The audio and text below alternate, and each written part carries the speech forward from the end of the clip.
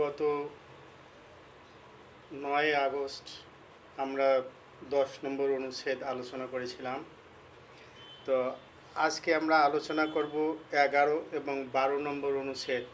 কিন্তু তার আগে আমি দর্শকদের সামনে কিছু বলতে চাই।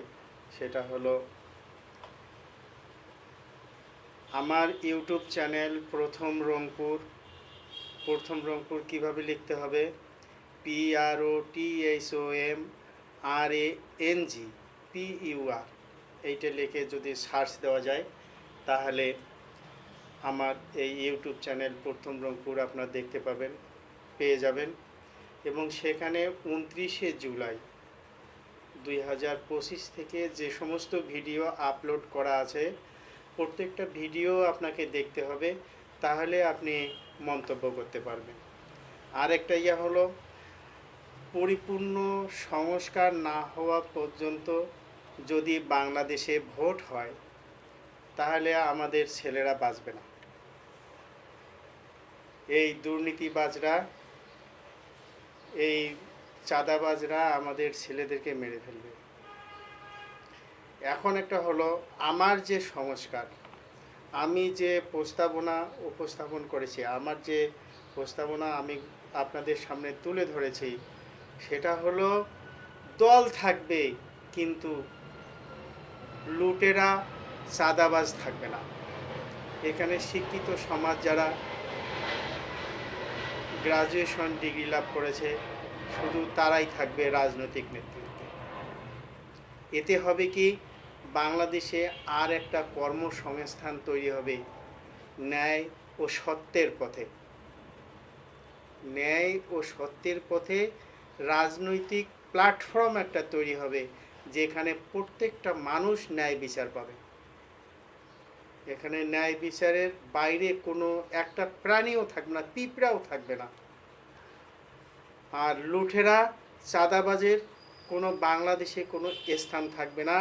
আমার এই সংস্কার পদ্ধতি, আমার এই গণতান্ত্রিক গঠনতন্ত্র অনুসারে যদি সংবিধান সংশোধন হয়।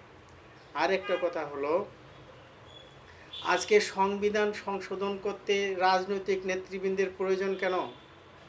তাদের মতামত লাগবে কেন? ১৯৭১ সাল থেকে বাংলাদেশের মানুষকে শোষণ করতে করতে করতে দরিদ্র বানাতে বানাতে দেশের আজকে এই অবস্থায় নিয়ে এসেছে যারা, আজকে তাদের মতামত লাগবে কেন? আপনারা সংস্কার কি কি করেছেন সেটা জনগণের সামনে প্রকাশ করুন, বিভিন্ন টিভি চ্যানেলে প্রচার করুন। ২ মাস প্রচার করার পরে আপনারা গণভোট দিন, জনগণ রায় দিবে। এই রাজনৈতিক নেতারা এরা তো লুটেরা, এরা তো কখনো দেশের ভালো চায় না। এরা ৭১ সাল থেকেই লুট করা শুরু করছে, ২০২৫ সাল পর্যন্ত এরা লুট করেছে।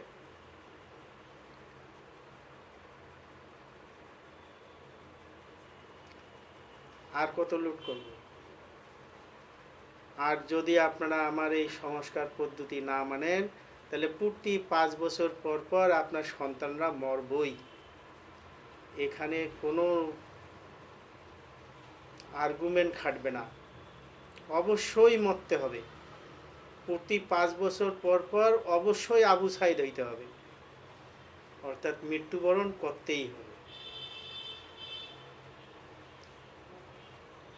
তো আজকে আমরা আলোচনা করব ১১ নম্বর অনুচ্ছেদ, সাংবিধানিক পরিষদ, দুদক ও নির্বাচন কমিশন সকল কমিটিতে যারা নির্বাচিত হবেন তারা সকলেই শপথ গ্রহণের পর নিরপেক্ষ ব্যক্তিত্বে পরিণত হবেন।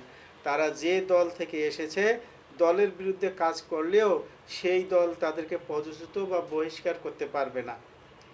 ১২ নম্বর অনুচ্ছেদ হলো, সাংবিধানিক পরিষদের অধীনে দুদক, নির্বাচন কমিশন, বিচার বিভাগ, মাদকদ্রব্য নিয়ন্ত্রণ অধিদপ্তর ও র্যাব ফোর্স থাকবে।